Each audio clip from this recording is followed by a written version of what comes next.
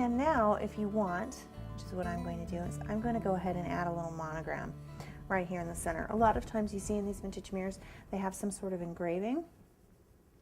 So I'm actually going to use my, my mother's initials. And I'm going to start with my middle initial because it's the one that's easiest to line up, is that middle initial, because I can line it up right in the center of my mirror.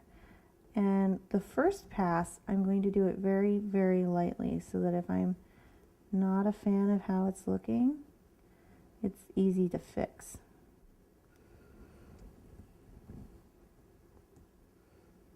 And I'm doing something that's really kind of ornate and scrolly. You can do whatever you choose to do as far as how you want it to look.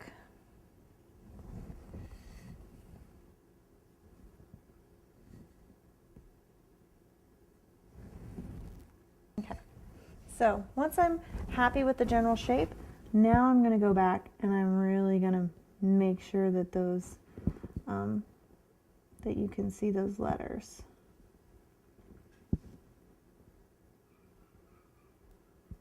And if you have to stop and change directions so that you don't snag your fondant in a weird way,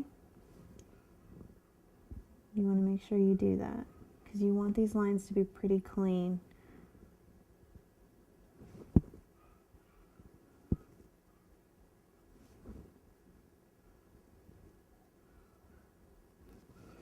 And then I'm going to go back and I'm just going to put a couple of dots in just a couple of places, just to kind of bring that same kind of motif from the outside.